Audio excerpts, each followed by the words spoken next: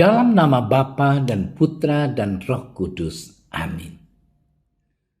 Allah yang berbelas kasih, sabdamu adalah terang dan pelita hidup kami. Bimbinglah kami dengan Roh Kudusmu untuk mendengarkan dan merenungkan sabdamu. Dengan daya Roh Kudusmu itu, bukalah telinga dan hati kami untuk mendengarkan sabdamu. Terangilah budi dan hati kami untuk memahami sabdamu. Jernihkanlah hasrat dan jiwa kami untuk meresapkan sabdamu. Doronglah kehendak dan tekad kami untuk mengamalkan sabdamu dalam hidup dan perutusan kami sehari-hari. Amin.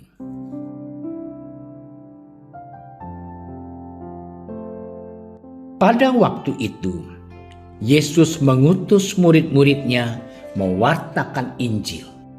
Setelah menunaikan tugas itu, mereka kembali berkumpul dengan Yesus dan memberitahukan kepadanya semua yang mereka kerjakan dan ajarkan. Lalu ia berkata kepada mereka, "Marilah ke tempat yang sunyi, supaya kita sendirian, dan beristirahatlah seketika. Sebab memang begitu banyaknya orang yang datang dan yang pergi, sehingga makan pun mereka tidak sempat." Maka berangkatlah mereka untuk mengasingkan diri dengan perahu ke tempat yang sunyi. Tetapi pada waktu mereka bertolak, banyak orang melihat mereka dan mengetahui tujuan mereka. Dengan mengambil jalan darat, segeralah datang orang dari semua kota ke tempat itu, sehingga mendahului mereka. Ketika Yesus mendarat, ia melihat sejumlah besar orang banyak. Maka tergeraklah hatinya oleh belas kasihan kepada mereka, karena mereka seperti domba yang tidak mempunyai gembala. Lalu mulailah ia mengajar banyak hal kepada mereka. Demikianlah sabda Tuhan.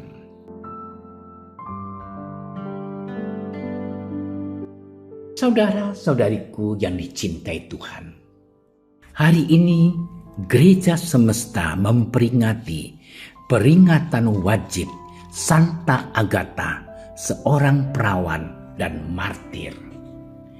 Ia lahir dan tumbuh menjadi gadis cantik dan jelita di Sisilia.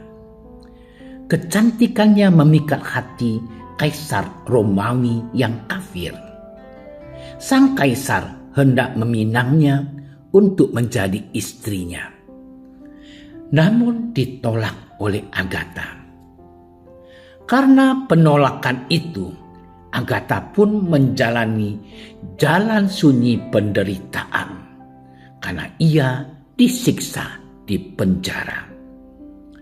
Namun penderitaan itu justru menguatkan dia untuk tetap setia kepada Yesus.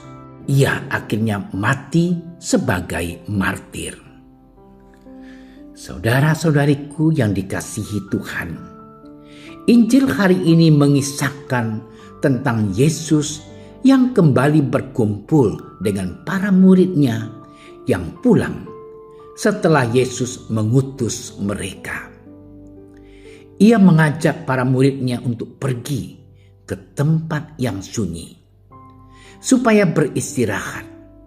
Sebab setelah melayani dan mengajar banyak orang, mereka tidak sempat makan dan beristirahat. Namun ketika mereka dalam upaya mengasingkan diri dari orang banyak, justru orang banyak mengetahui tujuan mereka dan mereka berbondong-bondong mendahului mereka ke tempat itu. Saudara-saudariku yang dicintai Tuhan, di tengah pelayanannya, Yesus berupaya untuk selalu mengasingkan diri ke tempat yang sunyi. Di sana ia berdoa, berbicara dengan Bapanya. Di tempat yang sunyi, ia menerima kekuatan sebelum menjalani misinya. Di tempat sunyi juga, ia memulai jalan deritanya ke Gunung Golgota, yaitu di Taman Getsemani. Saudara-saudariku yang dicintai Tuhan, apakah kita juga mau menyisihkan waktu di tengah kesibukan dengan menyingkir ke tempat yang sunyi sejenak untuk berdoa? Apakah kita takut kesunyian yang membuat kita menderita? Banyak orang yang takut dengan kesunyian. Kita perlu belajar dari Santa Agatha yang menyerahkan dirinya di jalan sunyi penderitaan demi cintanya kepada Yesus Sang Juru Selamat, dan meminta Yesus untuk menguatkan kita juga agar kita mampu belajar kekudusan dari kesunyian dan keheningan hidup kita. Menyingkir ke tempat sunyi untuk beberapa saat kita perlukan. Kita perlu beristirahat dari kesibukan kita untuk memberi ruang kepada Tuhan yang mau berbicara kepada kita. Tuhan memberkati.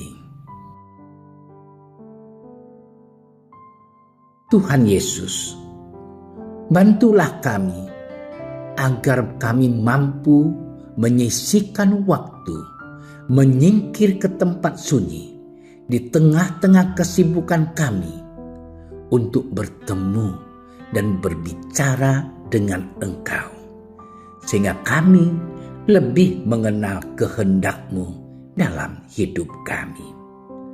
Engkau kami puji kini dan sepanjang segala masa. Amin. Dalam nama Bapa dan Putra dan Roh Kudus. Amin. Kami berdiri di hadapan-Mu, ya Roh Kudus, pada saat kami berkumpul di dalam nama-Mu. Bersama-Mu sendiri yang membimbing kami, membuat diri-Mu nyaman berdiam di hati kami. Ajarilah kami jalan yang harus kami tempuh dan bagaimana kami harus mengikuti jalan itu. Kami lemah dan berdosa. Jangan biarkan kami mendukung kekacauan. Jangan biarkan kebodohan menuntun kami ke jalan yang salah.